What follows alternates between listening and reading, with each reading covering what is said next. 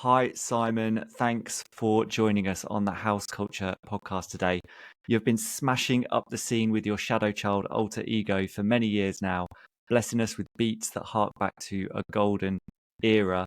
You've appeared on imprints such as Dirtybird, Hot Creations, Tool Room, and your own Food Music, whilst throughout maintaining an underground edge to your sound. We want to know about how you arrived at where you are right now. However, we like to go back to the beginning and understand how you first discovered music that you loved when you were growing up. Sure.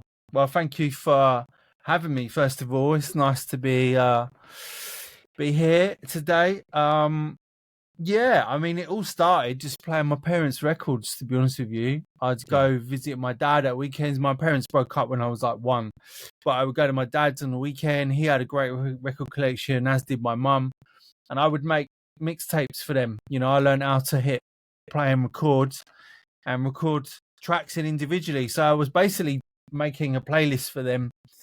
The only way you could do that back in like 1980, I suppose. I was about 3 years old when my dad started showing me how to do that stuff. So yeah, just obsessed with music since then. And we'll probably get onto this in a bit, but you know, anything that I was hearing that had electronic sounds in, because my dad was into a lot of bands. Well, they both were into a lot of bands, but my mum in particular liked a lot of new wave music and like Tears for Fears and New Order and bands like that, Duran with a lot of electronic sounds going on in there. So my ears were always really drawn to those things. But that's how it started. Even my grandparents, I'd go and like record their, you know, embarrassing records and make tapes for them. Do you know what it is? I think I liked pleasing people with music from a very early age. So I like seeing their reaction to like putting a record on for them, basically. So yeah,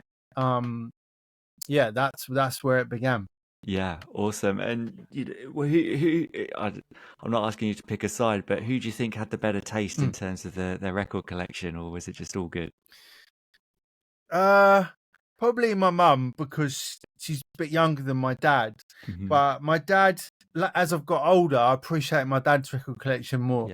So, you know, you're talking about the Police, the Stones, a lot of more music in that way. Whereas my mum at the time, she was very young. You know, she was in her sort of mid-20s when I would have started doing this. So if you think about people, or there's people probably, you know, watching, listening now that are in their mid-20s, and you got to be on the edge of like all the cool stuff that's going on. So you know, my mum wasn't really into any underground music of the time, but she was into the cooler side of pop for sure.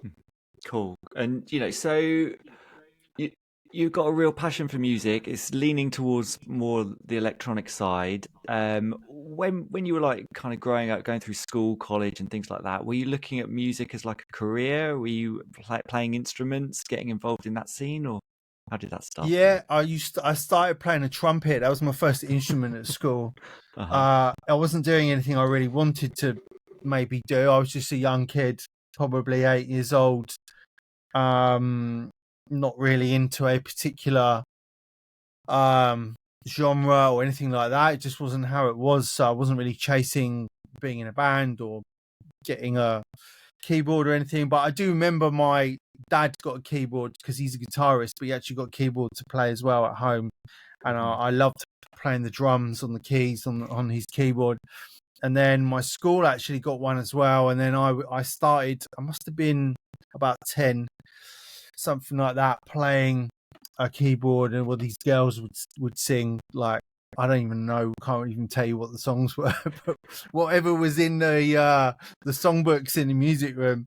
And because I could operate the keyboard, like that was what I did. So again, not really, I wasn't chasing any genre until there was a kid around the same time. A kid joined our school, and he moved down from London to the South Coast where I grew up.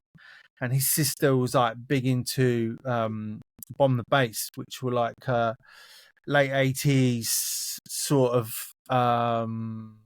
hip house, hip hop, bit of acid house in there, I suppose. It was acid house culture meets kind of UK underground music and hip hop in this kind of melting pot.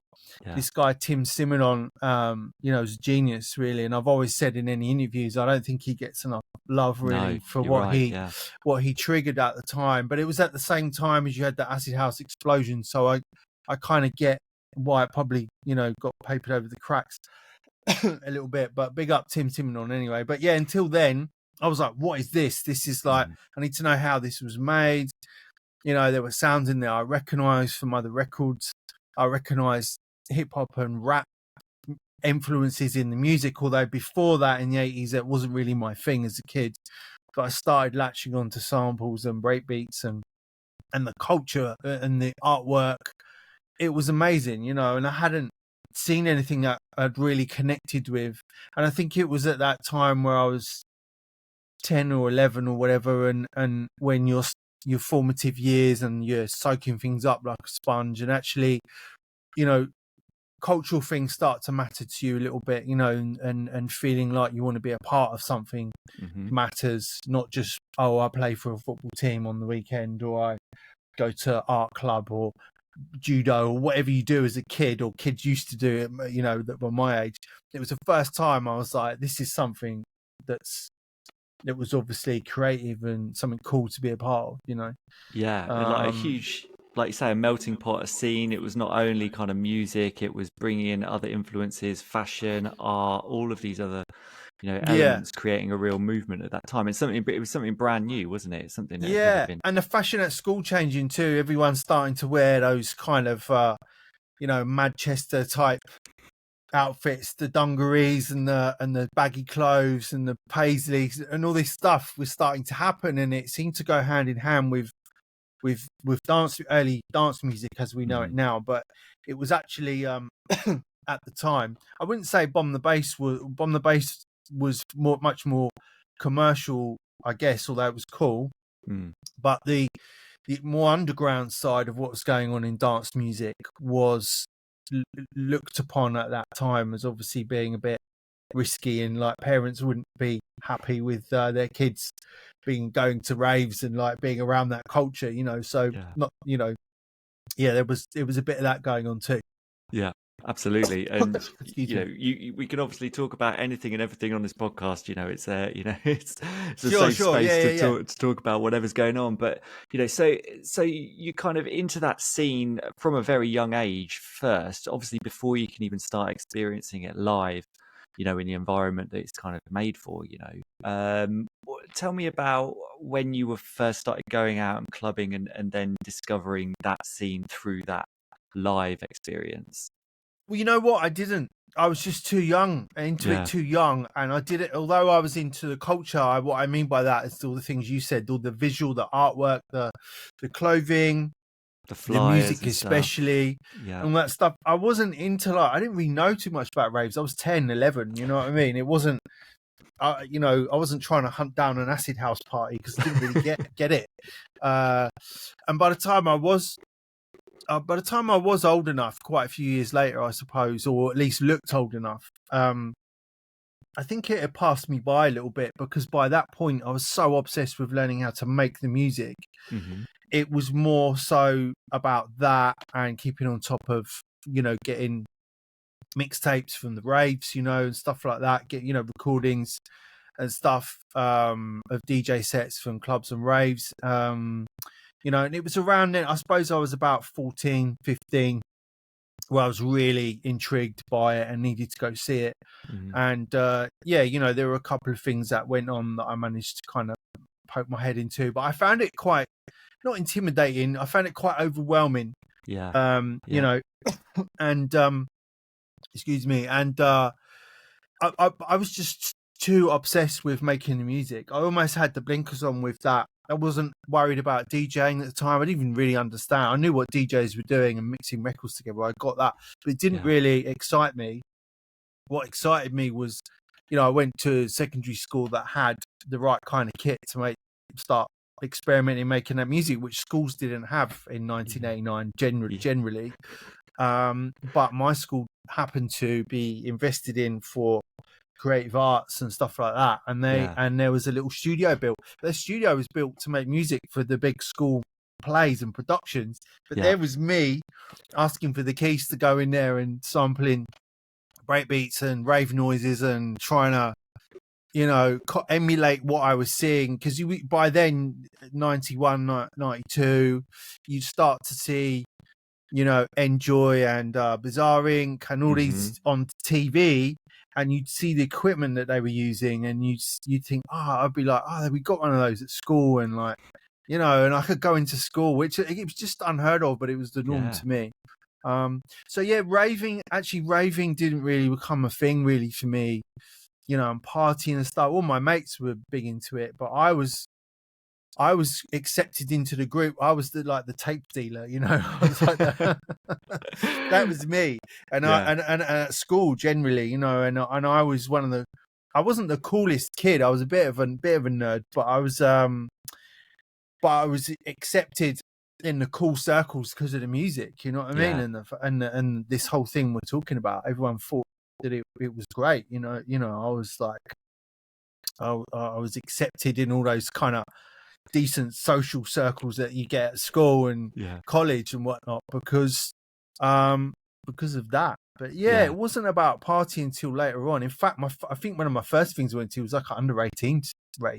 I would have been 15. And there was an under 18s rave happening in like 92, and I remember going in there, and there was a lot of young people from the estate that I lived on, the housing estate that I grew up on, and kind of some of them were there a bit rabbit in headlights sort of thing, like I was a little bit, I suppose, but I was already well immersed into the music to kind of get it, whereas a lot of young people then were going to those under 18s things like it was a school disco, and actually it wasn't. It was set up like a rave, It was the art, the backdrops and the visuals and the lights and the music. It was a different experience to a school disco, Absolutely.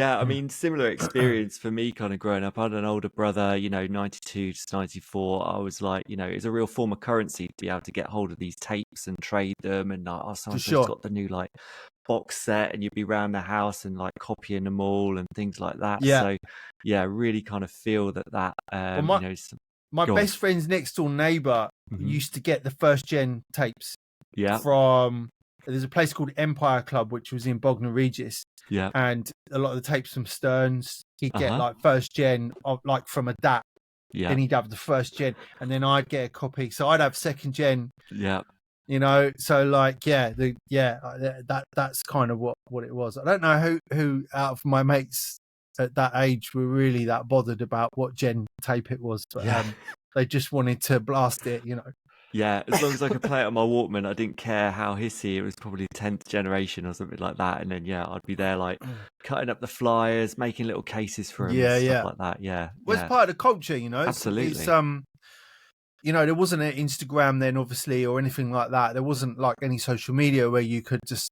put up a piece of artwork that you liked, that you felt represented you and your friends and the music and the movement that you were involved in at the time. That was the way that we did it. It was flyers on the wall in the bedroom. And exactly what you said, cutting out flyers for tapes and like the whole tape thing. It was a culture in itself. It was amazing. Awesome. And so, I mean, in terms of your journey through to the scene, obviously you've entered it more as, like you say, like a kind of from the production side of things. Obviously, you've been in the scene for a while. Your first foray kind of was under a different name and a different guise. I mean, what kind of music were you making via that project, and what drove you to kind of make the change to Shadow Child as you exist now? Wow. Yeah, the funny thing is like I've been making music, like I just said, since I was a kid, really, but never had confidently connected with the industry at all. I was probably a bit intimidated by. I just thought, that no one's going to be interested in me or in this. Do you know what I mean? It's like I just give these tapes to my friends and blah blah. Like we were just saying, I DJ for my friends. I played at my local pub when I was like 20, 21, playing. And that the music had moved on from rave and jungle then into the kind of garage, like the early 4/4 garage, the sort of 96, 97 sort of sound. And I do all of that as well. And then so I didn't really have a lane that there was a gap where I didn't make music as well, by the way, at that time. So I discovered DJing when I was 16, when I left school, and got obsessed with that, and didn't really make any music because I couldn't just walk in the school studio anymore like I used to. So it had to go on the back burner. So I was DJing for ages, and I didn't really have a lane that I wanted to necessarily be in. Like I said earlier at the start of the interview, I wanted to play music to please people. So like I would go to my local pub on a Friday or Saturday, whatever night it was, I can't remember, and play music I thought that they liked in there, and they did love it, you know. And it was sort of it was just good house music, you know, good club music, and a bit influenced by the garage thing as well. And then when the Reason software came out late 90s or early 2000 maybe, I borrowed a PC. I didn't even have a computer at the time. I borrowed a PC from a friend and put Reason on there and started making beats again, you know. So a couple of years later, I guess the music kind of fell into, I got signed by Tool Room, and the music fell into that. It wasn't even an electro house thing that it ended up being called. I was just making house music, you know. It was like the first record was quite a tribally thing. And you know, I was Tool Room's 8th release, and at the time there was a sound brewing with Tool Room, and I just kind of went that way. But I remember Mark saying to me at Tool Room early days, Mark Knight, he just said, "Oh well, this kind of adding acid, or that vibe of acid house, not necessarily like 303 acid, but just that edge of like synths and stuff to these kind of drums is really interesting. You should keep going with that." So I did that. I also made like a couple of piano tunes which came out. I made quite a big piano tune, came out on Big Love called Sunrise as well. Again, nothing really like electro house, you know. It was just where the sound was able to bounce around at that time. So yeah, you know, I had the Dave Spoon thing. Obviously that was all that first music that got picked up and was successful. You know, it was great, and I loved doing it. And I could sometimes bring in my roots of the rave thing into what I did. Not as much as I have done as Shadow Child, but yeah, it was cool. It was exciting. The Radio 1 thing happened, which was great. So I was on Radio 1, the residency there, and you know, Queen resident Amnesia for 2 years running, which was unheard of at the time. They never have a resident, you know, 2 years consecutively, but that's what happened. It was just magic.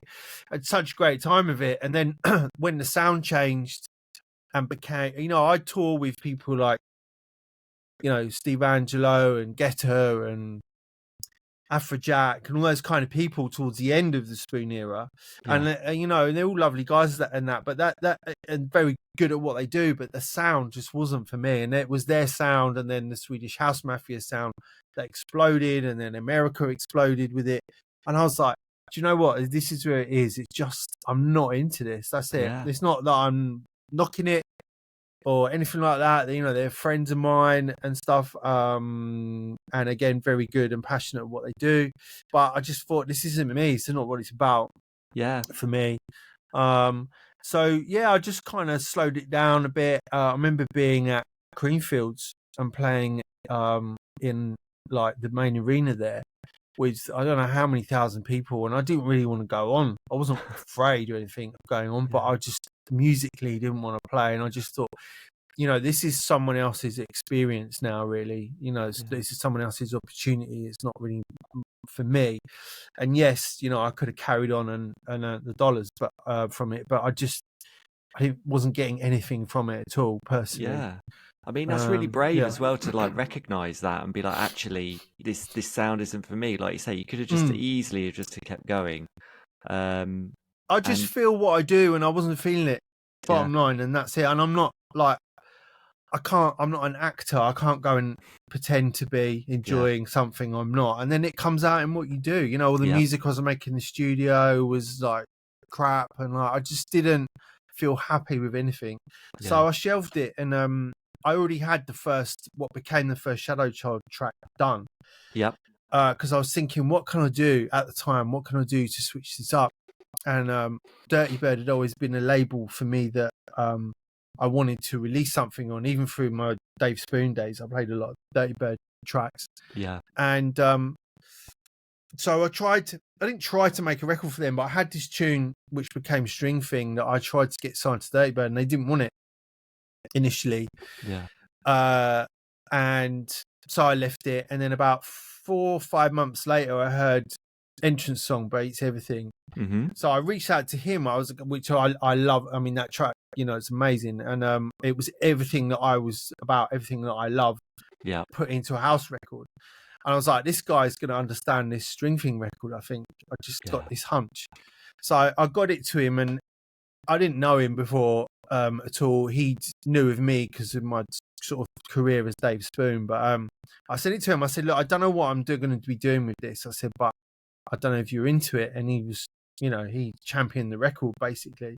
And then about a month later, he was touring with On Stroke, and he was like, oh, he wants to sign it. And I'm like, well, ain't that funny? They turned it down a few months ago, but now actually it's going to happen, and it happened organically. I wasn't chasing that to happen anymore. I was quite happy to find another home for it. Yeah. But because I had another load of music ready to go during that time, some DJ kind of specials, if you like, as well, just to give to people to play. And then I got a couple of remixes. I made you have to make opportunities happen for yourself, because at the time I didn't want to say, oh, this is actually me and this is my new project. I wanted people to love the music first. So that's how Shadow Child started. It picked up a lot of traction straight away because people fell in love with the music first, and I'm forever grateful for that. But that's the nuts and bolts of it, really. And I quickly found a scene that was the kind of antidote to the stadium filling pyrotechnic kind of EDM gigs, where my old circuit they'd all gone to, and they're all multi-millionaires off of that now. And it's like, but actually, are they happy though? But but if I could have gone and had a bit of that, but it wouldn't have lasted very long at all. It would have, I really would have fallen off a cliff for me. I'm not, I think you've got to be a certain type of personality as well, and I don't think that's me basically. So I'm happy with everything, because that whole switch up came sort of from the heart and paid off massively, and within a few months, I was everywhere and turning up to play gigs as Shadow Child, and everyone was scratching their heads, going, "Oh my God, it's you!" It's like, it's okay now. People can know now, because there's enough that had happened as Shadow Child, without people knowing it was me, to kind of cement it in place, and that was really important to me to do. Well, fantastic. And just to be able to, a lot more fulfilling for you as an artist as well, to know that actually you're making something that you love and you're getting some success out of it. It must be so much. Massively. It's what it's all about. And these waves will come and go. And there are those of us in this game that need to go and dump something, and forget about it and switch off, and then switch back on again with something new. And I'm just one of those. I can't keep, I'm not, I massively admire people that do. I think the first person really that did it really well was Zinc. And then obviously Scream, has been able to do it. But, especially Scream, he's a huge personality, and people follow Scream, whatever he does, and it's like, for me, it was about, they were following the tracks more than me as some kind of entity. Do you know what I mean? It's like, and I'm fine with that, that's fine. And I think that's the two different sides to, people in this game, And harking back to that advice that that Mark Knight gave you, we have spoken to him on this podcast as well about like setting up tour room and all that stuff, and he's like, he's really giving us the the behind the scenes stories of all of that. In terms of him advising you, maybe bring in some of this or do something of that, and and your whole kind of sensibility of coming up through the rave scene and hearing all those noises, being so familiar with that. You really kind of channel that era, and a lot of is a lot of it down to the equipment that you use. Are you still using a lot of hardware? Are you trying to like dig for things and keyboards like the Jupiter and the Juno and things like that to bring into your studio to recognize, to get those sounds out there again? Yeah, I mean, I've been lucky. I had a lot of that kit for a long time now from the sort of Spoon era, and I still use it. I've still got it. It still inspires me. I don't need it. I think any producers out there might be watching this. You don't need a room full of simps. You really don't now. But it's where I come from, and it's stuff that I want and need around me, and it excites me still. Do you know what I mean? And that's the reason why. But yeah, I just do what I feel. I come into this room and I do what I feel, and I worry about it later. Now, I don't come in and think, oh, I've got to write a Beatport top 10 record. I'm just not that producer. I'm just not, and any time that's happened for me, it's happened organically. I'm just not that guy, and it works for me, and I feel creatively fulfilled, and there are ups and downs and peaks and troughs, but you have to recognize that those are good things, and that's just how it rolls for me, and I'm lucky to have the tools I've got around me. But a lot of people are very lucky to have the tools all on their just one laptop now and can do incredible things there too. So it's a mix of things for me though. Yeah, and to have that tactile nature of something that's physical and you can actually, prod it, press it, bash it around, and I think it drives a lot more creativity that way. I mean, in terms of the music that you're making, and you are taking inspiration from that kind of rave era. I mean, what specifically about that era is so inspiring to you? A lot of that original material has that kind of DIY aesthetic. It can often be a bit dirty, a bit slapdash. I mean, I think some of that can kind of be lost in the digital world of today a bit. Everything can sound so clean and clear. Do you try and add these elements in when you're producing? Is that kind of how your style is?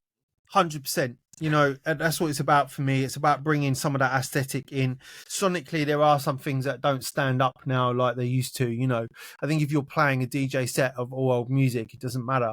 But I think if you're playing, up against newer music that's been produced, to a certain level, then you've got to make sure that certain elements, the backbone of the record, kick drums and the way things poke out and jump out at you, it needs to be able to happen. But what, all good music is about space as well. It's about what you don't put in, it's about what you leave to be able to breathe in a track.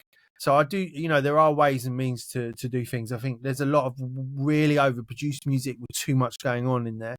In the last 18 months I've got into finishing records for a lot of artists and people like that. It's something that I've been asked to do on and off for years and never really wanted to do it.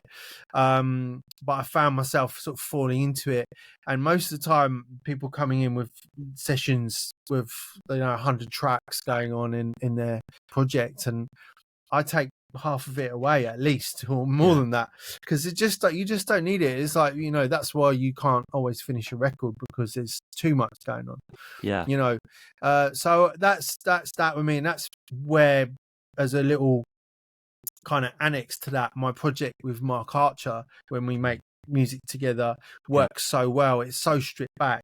It's like we can make it pound and it stands up to music of now, but we bring in those old elements into the music that just works so well still, and people react to it. And some people might be like, oh, that sound again, whatever. But it's like when people are out at a party, wherever it is, the familiarity card needs to be played sometimes by whatever DJ, whether it's a Jax Jones or someone playing 8 hours in a Berghain.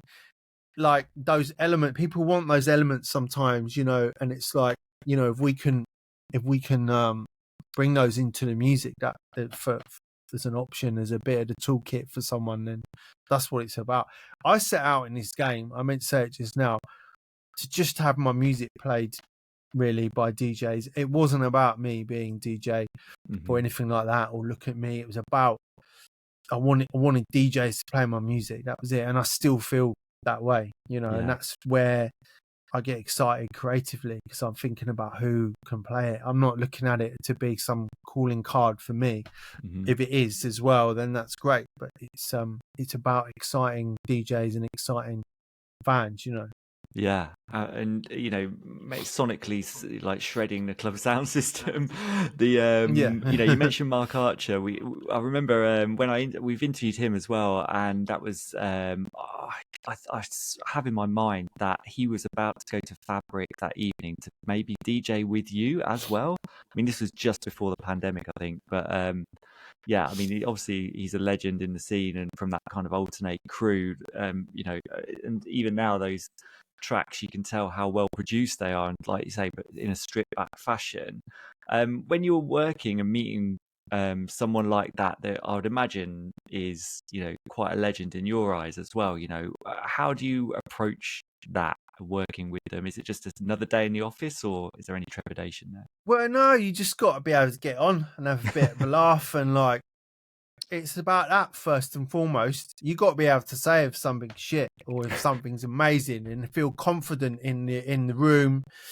Or even if it's on a Zoom session, sometimes you grab an hour to finish something off. You got to have that confidence with one another to just speak openly and just get it done, and like, that's something I have with Mark. Also, we're both like, whatever I'm thinking, he's thinking, and vice versa. And like, we have that thing. And whether Mark is like a 20-year-old up and coming kid, or he has the history and a profile and everything that someone like he has actually got, it doesn't really matter. You have to be able to have that thing first and foremost. But yeah, there are moments where I do pinch myself and think, wow, this is like pretty immense actually. This is Mark, and this is like someone I admired so much as a kid. Yeah. And while I was trying to learn to do what I'm doing back in that school studio, I was listening deeply to alternate and listening to, obviously, the Prodigy at the time too, and all these rave tapes I was getting, and really analyzing what was going on. I mean, now it's not for me to let on all the stories, but I now know all the stories from Mark about how those records were made, and I have that privilege, and it's amazing. It's amazing. And anyone that gets a chance to meet Mark or one of their heroes, like, just go say hello. Do you know what I mean? A lot of us are like,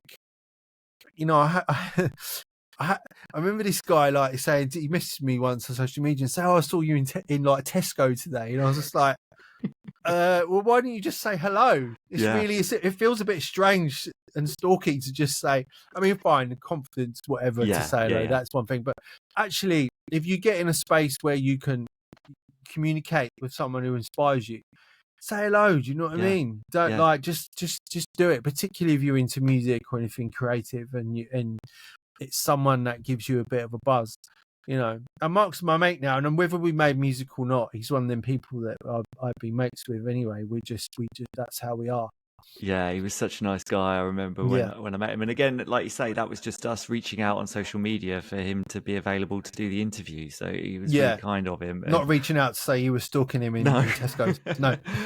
I remember I did take an alternate record into the interview for him to sign afterwards, and I turned around and he signed it. Watch your bass bins, good luck and everything. So I was like, oh mate, you've made my day. So well, Mark is a very humble guy. He still buzzes off of everyone that inspired him. Yeah. To do what he does, and he is one of the most grateful, genuine people that I've met in music, and I've met nearly everyone that might be on a bit of a bucket list to me. I've been very lucky too, and I have to say, whether I grew up with his music or not, as a person, he's up there. Yeah, that's such a nice thing to say. I mean, I want to talk about, obviously, you've got it's Mask, isn't it? MASC, your project with Mark. And we do some Shadow Child and Mark Archer. It depends on the sound of the record, but yeah, we've done a couple as our actual names as well. Okay. Okay. And you, as obviously you release stuff that you create yourself, and you've also done a whole host of like remixes and things. I'm thinking of like DJ Take Control, SL2, and Zero B Lockup, which we can kind of talk about that track specifically later on anyway. But those tracks are absolute rave era classics, and your remixes, you can tell you've been quite reverential to them, really kind of just giving them a good update in a decent way. and not Thank you. kind of Yeah. changing them too much. I mean, when you're approaching a remix project like that and working with these tunes that I'm sure you probably love and have heard a million times, what are you trying to add to it, and what are you trying to keep in there, and how do you work with that? Do you know what it is? Just trying to keep the fire alight, and I think maybe arguably for Zero B, Lock Up, and SL2 and whatever, the fire's probably never going to go out. But I feel like it's about bringing it to people now. You know, as if that record came out now, how would it kind of be? Or do you know what I mean? It's a bit of that being, and again, trying to be very respectful to the original and stuff. It's quite important for me. But for me, it's to keep the story rolling with those records, because they're all pivotal tracks. You know, they changed a lot of things. You know, and we'll Lock Up. I know we'll talk about it a bit more in a bit as well, but it spawned so much, that record, and it never fitted in one genre at the time. No. And I've been fortunate to have in my career a few tunes that haven't just sat in one genre myself. You know, I remember when I did At Night as Dave Spoon, you had Tiesto playing it, but you also had Richie Hawtin playing it at Cocoon. Crazy. And you had, you know, really good mates with T Williams, when he was still doing the grime thing and that whole kind of UK funky thing and whatever, and they would all play At Night and back then. And it's just like, wow, like if you have, that's, to me, that is success, creative success, because and it's because it doesn't quite sit in one place. But anyway, back to what you're saying, for me with those remixes, it's just important to do those with respect. I hear a lot of these things and updates and things being sampled, and yes, I feel passionate about it because it was an era for me that was massively inspiring back then, early 90s. But I feel like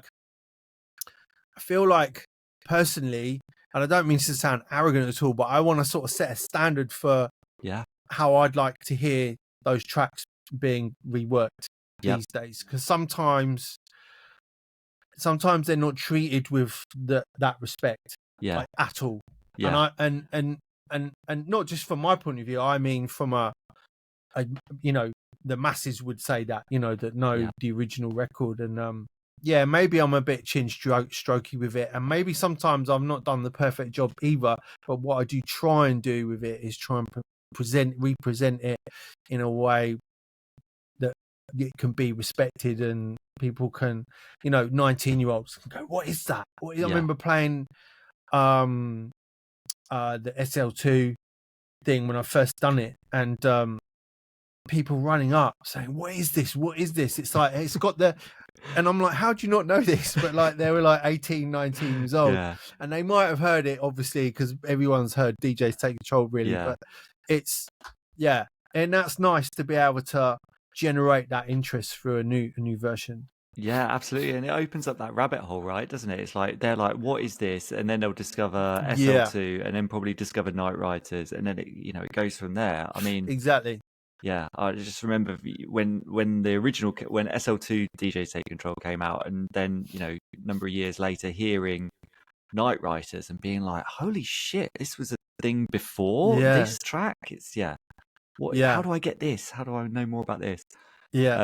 Cool. I want to talk about your label, Food Music, as well. You know, you started that with Cry Wolf in 2012.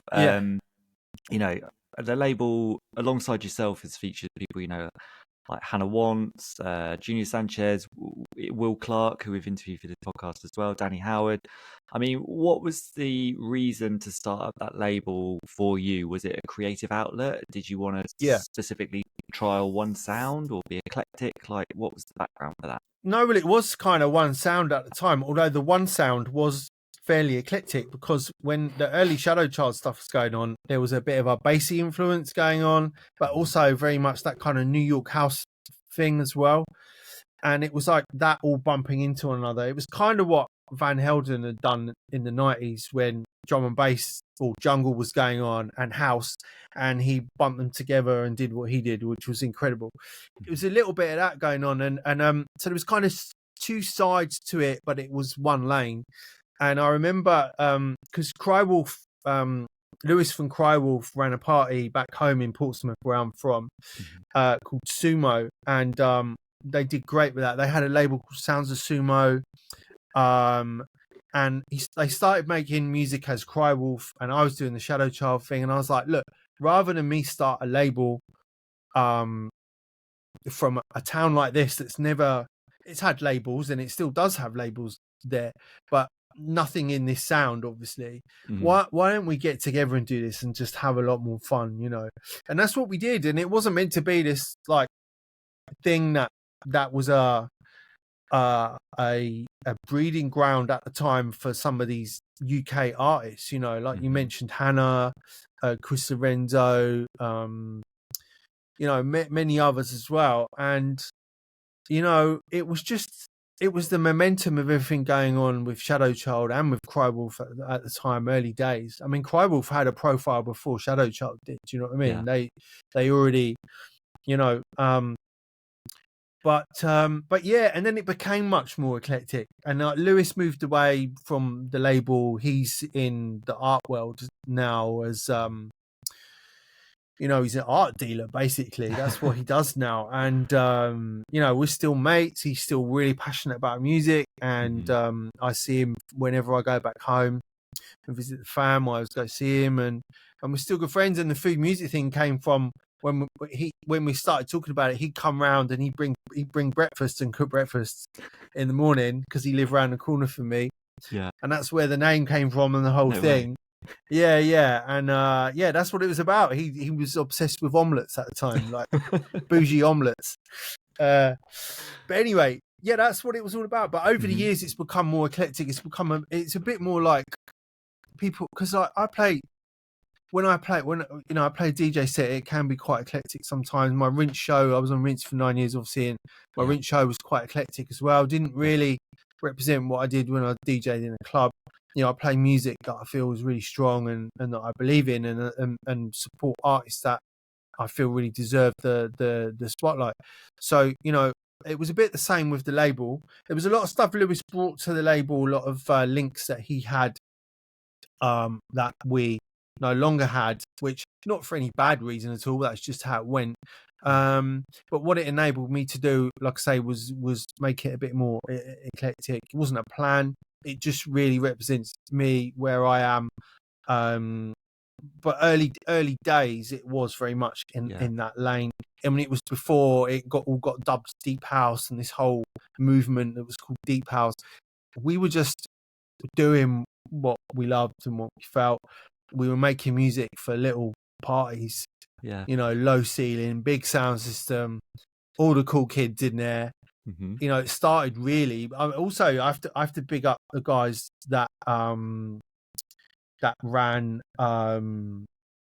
Concrete in Portsmouth, because there was a student party on a Tuesday night, and Alex Virgo is part of the setup. There was sort of about 6 or 7 guys from Portsmouth Uni that got together, because Portsmouth's not really on the map for clubbing on the weekend. I have to say, it never has been. But the student nightlife has always been amazing, with little pockets of great things going on. Yeah. And their Concrete party was instrumental in being inspired to do the label and the whole thing as well. So yeah, there was a thing going on, you know, and everyone that was anyone 2011, 2012, Justin Martin, Dusky, Eats, everyone and anyone who was at the top of the tree was desperate to play desperate to play Concrete on the Tuesday night, and everyone would stop through. You know, you'd never get them on a weekend. It's not that type of town. No. And I love my home dearly, but it's never been great for you know, having a great scene, really. But yeah. Cool. And you know, a bit more about the label as well. I love the fact that, you know, recently you've released the Enjoy Hidden Gems EP. Oh yeah. And that, for me, my God, like, I love Enjoy. A specific tape from, you know, back in live in Manchester from like 92 or whatever it was.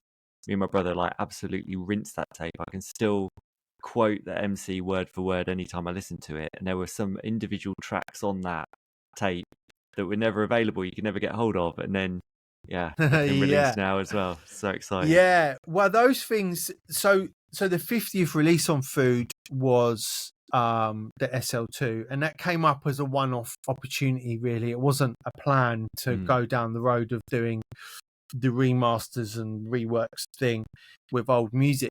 At the time, it was our 50th release. It sort of landed on my lap, and we did it. And then because we'd done it and it had done well, Richie from Expansions got in touch and said, oh, I'd love you to do the same to Expansions, you'll mix for SL2. And I was like, wow, okay, there's a project in this.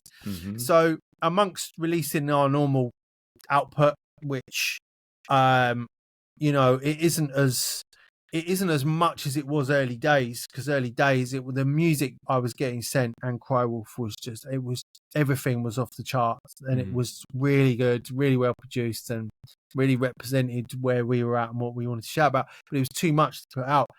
And then over the years, as things have changed, the opportunity to do this project came up, and obviously it excites me massively because of my background, my roots.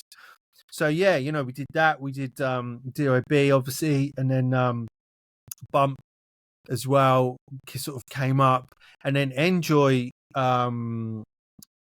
Basically, what they wanted to do was just hidden gems. So the hidden gems were tracks that were never released as singles before. Some of them were on the Live in Manchester album, and they wanted to release these tracks. And I was like, wow, I'd buy these anyway, regardless if it's anything to do with me or not.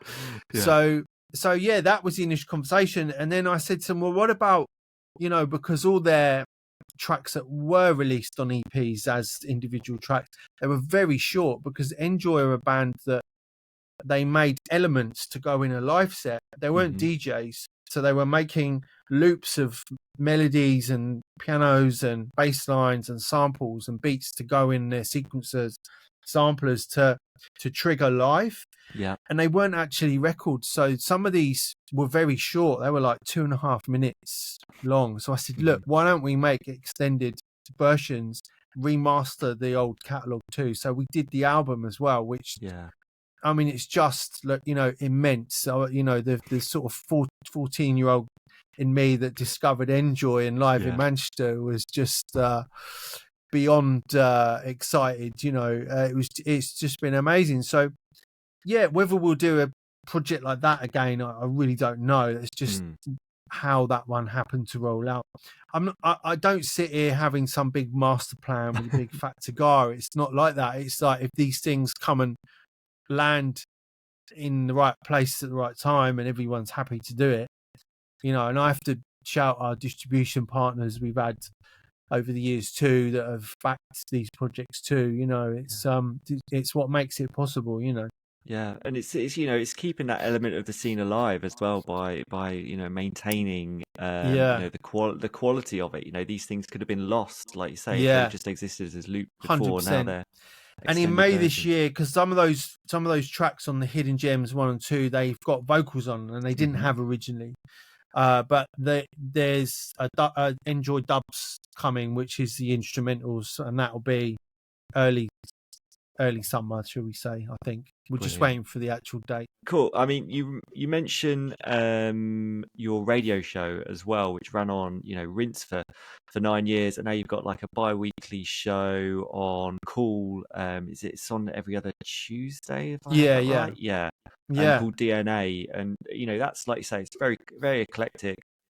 Takes in all elements of the scene over the era that we've been talking about on this. I mean, firstly, the Rinse show, I mean, how did that kind of come about, working for such an iconic brand? And in more general terms as well, as a radio show, how do you keep a long running radio show fresh? Well, I was very lucky to just be in the right place at the right time with a lot of this stuff. What I do, I like to think is good enough to get people's attention anyway. But sometimes there are just things that fall into place. So I went on as a guest onto someone's show. I think it was Dawley's show. Dawley had a show on Rinse at the time. And then because I was sort of around, people were like, "Oh yeah, well, that's a shout. Like maybe we should we should speak to him. And then they offered me a weekly show on the Wednesday, which is what I did throughout the whole time, actually. And then it changed to every other week halfway through. But at the start, it was every week. And they actually wanted me to go on a Friday. The show was really popular. They wanted me to go on the sort of the peak start on Friday. And I didn't want to, because I felt like the Wednesday I had a bit of a captive audience. And it was a good way to do it. But again, my sort of connections with up and coming producers, I mean, really it was down to the quality of the music that was coming around, connections that were being made with existing producers with big careers, like from people like Sasha and all those kind of people, right through to like, you know, the brand new, I mean, having like DJ Seinfeld on and stuff, and having like Super Early and all those kind of people. That's what it was about for me. And also the show was very eclectic. So really I had an hour that I had to find new music for every week, which wasn't a problem to me at the time. And then we had half-hour guests, and then half-hour of you know, the crate digging, which was me playing older music that inspired this whole thing. Yeah. And then fast forward, I mean, I was feeling towards the end of the 9 years, I wanted to do something different with it anyway. It felt like it was quite a long time to have been on there. And they were changing the lineup at the time, which Rinse did several times over the years. And my slot was going to be moved to midnight from 9 p.m. It was 9 to 11, I think, and then it was going to get moved to midnight. And basically at the Rinse Studios, there's no one there, so I could never do my show live at midnight. And for me, radio is about at least having the opportunity to do it live, even if other commitments mean sometimes you have to pre-record. But yeah, so it came to an end. I was just like, you know what, maybe this is the moment. And that was that, and it was great, and I don't leave anywhere under a cloud, you know. It was all good. And then a few months later they came back and said, oh, we've acquired Kool FM, and Kool had just gone under a few months before. And because Kool was one of the stations that inspired G and the guys to do Rinse initially, like they were like, no, we've got to save this and do something, you know. And they've done the same with Swoo as well now, over in Bristol. And they said, do you want to come do a jungle show? I'm like, does Mr. Kipling like cakes? Like, I'm in. It's like it's like international viewers and listeners won't know what I'm on about there, but yeah, like literally I was in, and I was thinking, what can I do? Like, I want to play records that inspired me and inspired that the sound that Kool is known for to be what it is, you know. And new music too, not just old music, you know.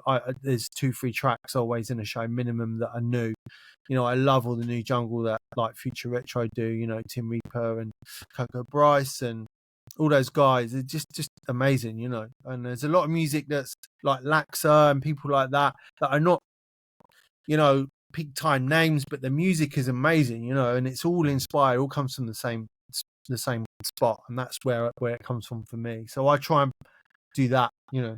And it's just a little itch to scratch for me. Going on Kool is a privilege, you know, and going to play that music on there as well. Yeah, it's wicked. Yeah, it's a wicked show. I mean, talking about picking tunes, we are at that point in the interview where we want to talk about the perfect playlist. So this is the House Culture Perfect Playlist. It's been running. Every person we've spoken to on this podcast has submitted 5 tracks based on different themes to this podcast playlist, and it's huge. It's totally eclectic. There's so many different sounds in there. In terms of the Catalyst tune, a track that opened your ears to electronic music, you've chosen Jean-Michel Jarre, Oxygen Part 2. What is your experience with that? It could be any track from that. Well, my dad played that for me. As much as he had the Stones and the Police and everything else, and I grew up with that with him, he was the first person to play that record to me, and it was the first electronic thing I heard. So rather than me give you some rave record I heard in '89, I thought, no, actually, I can't lie about this. This was the first, you know, the first record, and it could have been anything. It might have been a Kraftwerk record that my dad would have played me as well. But actually, he put this on, and it blew me away. And I'd never heard anything like it. I think I'd heard some electronic sounds, but I never heard a whole piece of music crafted start to finish. Yeah. In that way. And also this was an album that has tracks, but they actually all blend when you play the record. And that's the first time I experienced that as well. So no gap between the tracks, basically. Nice. But that was the first piece of electronic music, and I can't, and I thank my dad forever for that. I've got his actual copy here somewhere awesome. as well. He gave it to cool. me then. That's so cool. But it's not some cool piece of like underground rave music. It is legit, and that's what it is, and it could be anything from that record, but I chose that one anyway. It's so good. And like you say, one whole kind of like whole piece of electronica. And you sent it through to me the other day, and when I was like listening to it again for the first time in years, I was like, oh, what year was this released? It's actually 1976. And if you'd have asked me, I'd have been like, it would have been at least 1980 at the earliest. I was so shocked at like how early that was. But what a brilliant addition to the playlist. Thank you so much. We've talked a little bit about it. Your floor filler choice, 0B Lock Up. My experience with this tune, I remember vividly hearing it on a Dreamscape 4 tape played by DJ Hype, and was just like, what is this? Tell me about your experience. Well, the first time I heard it was my best friend's next door neighbour, the guy with the first gen tapes from all the parties, and it was him. He played it. It was at someone's birthday party, and we went along to it, and I was super young. And I think I'd heard Pete Tong play it before on Radio 1, potentially around that time as well. But I heard him play it, and it was just like watching the reaction. It's like people pogoing, and it was like, is it house? Is it rave? What is it? I don't know what this track actually is, because it wasn't full of like loads of obvious rave noises or anything. And it was sort of 4/4, but it was breakbeat, and it was uplifting. It was like, the whole experience in one record. And I have this little theory that sometimes I think some tracks from back then were made in a way like you would hear the DJ sets, because you would hear DJ sets from early hardcore tapes especially, and you wouldn't know which was one track or the other. And I think some producers, myself included, when I started learning to do this when I was a kid, is that there'd be 30 seconds of one riff, and then almost like the track would change, and then it could almost be another record, but it would be the same track. And that's my little theory, whether it's true or not. Something that once the rave tape culture was out there, if you didn't know all the individual tracks, you wouldn't know what was what. And I think 0B is one of those. It's a bit of a melting pot tune of elements, and it just satisfies every time, whatever age group. Like, I can play it to 17, 18-year-olds now, and it'll go off as well. Such a classic. Okay, a Sunsetter, a perfect track to soundtrack Sunset, Aphex Twin, Avril 14th from the Double Drugs album. Tell me about that. It just, do you know what? I didn't discover it at the time. I discovered it in recent years, actually. And it just brought out some emotion in me. It didn't really make me cry or anything. In fact, it could have been the next choice, which we'll talk about. I was toying with it being that. It just, music has to make you feel something. It can't just be about pogoing around and having fun. It's like, it's all about the feels, and this is one of those pieces of music. And, it'll probably be on the playlist for my funeral, which I hope is many, many years away. But it's one of those tracks that since I first heard it, I'm obsessed with it. And it's the most basic, simple, well, it's not basic at all actually, but sonically, well, what's going on in there? It's a piano. It's a beautiful piano piece, and that's it. And it does a lot of things, ticks a lot of boxes. Yeah, and it's a real departure from like the drill and bass you can sometimes get from Aphex Twin as well, which absolutely is it's an absolute beauty. Okay, so the next one, the Tearjerker, Sasha Expander. You sent me the link to the EP, so I'm wondering if it's Expander you've chosen or it is Expander. Yeah, it is Expander. I didn't mean to do that. No, don't worry. Yeah, I mean, again, another really just emotive piece of music. Actually, if you strip away let's call it the rave element, the drums and the hi-hats, you've got a really beautiful, I mean, it could be a piece of classical music, it could be it's just really emotive music again, you know, and that is one of those, and the memories of that time of my life as well. I was in a bit of a low-ish spot, I would say, personally around that time, and loved Sasha since sort of '94. Really, I was obsessed with how he DJ'd and how he would, what he could do with 2 lumps of plastic and a mixer, you know, and still to this day. But at that point in time where DJ technology wasn't creative at all, he was probably the most creative person, DJ wise, certainly that I knew about. But yeah, just reminds me of a certain period of my life and a very emotive piece of music, and it's still beautiful now. And I've got to big up Charlie May for the record as well, because there are elements from a Spooky record which Charlie had released previously, which are in Expander, and you know, it's no secret he was a big part of making this record with Sasha as well. So yeah, it's fantastic. It was sensational when that landed back then in that era as well. It's like Sasha's made this tune and it's an absolute bomb. Absolutely. Yeah. Okay, your last tune, you've chosen Pump Up the Jam by Technotronic. I thought it might make some people smile as well.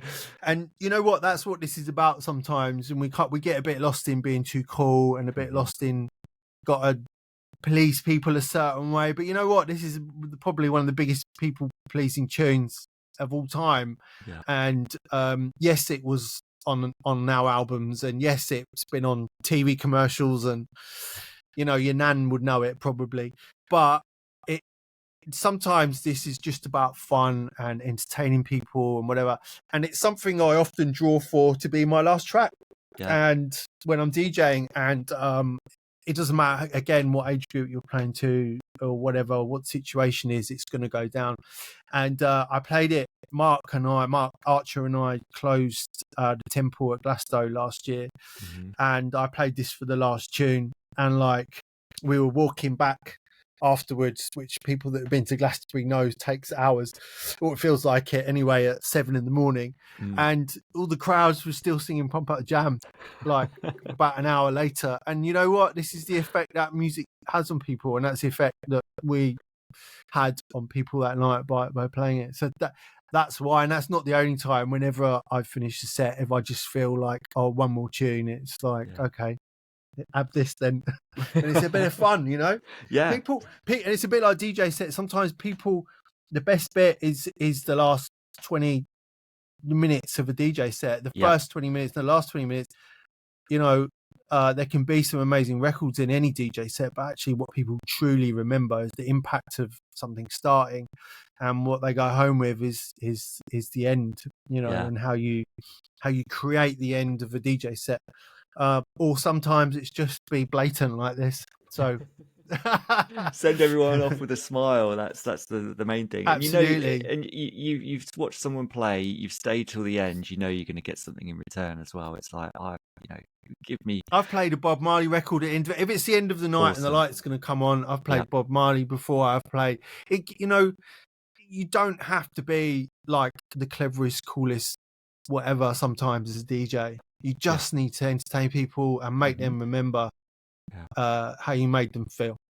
Absolutely.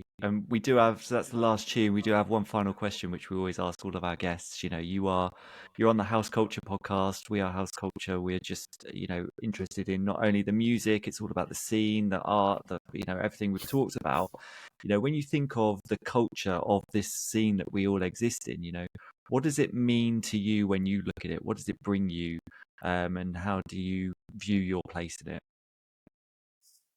I view my place in it, actually, to answer that first. To I think my role is changing, and it's like, for me, it's to hopefully inject a bit of quality and bring the past into it, but in a way, not just reviving old stuff. You know, it's about respecting the past and doing it in a way where people feel it's been done well, you know. And I feel that, and I also feel my role's changing, where I want to pass this on to the next lot of producers and kids coming through, whoever they are, and just make sure the flag is in the sand and people are still being inspired by some of the things that inspired me. As well, because I think that's kind of what this is about, really. I think that's kind of what we're all doing. I think unless you're I don't know, I don't want to pick a particular name out. There are certain producers and artists that completely push the envelope all the time, and it's almost like, or Fred again, and people, you know, I don't know, whoever. There's a lot of people out there I could think of, but I just see my role as that, and what I see it as, and what I still get is it needs to. It's not enough of a cultural thing at the moment, unfortunately. It's you know, this thing wasn't made to exist on your phone screen. That's not what this is about. It's about being free and being amongst people that feel free and brought together by this music. And I don't think there's enough of that at the moment. I think there's a lot of people that want that. There's a lot of people try and bring that together. I don't think there's enough of that at the moment. I think a lot of brave promoters that we had have not survived throughout the last few years that we've all been through, unfortunately. No, but I do think it will come back round, and I think we'll have some exciting. There won't just be in major cities. There'll be something cool happening. I think there'll be some pockets of really good stuff going on.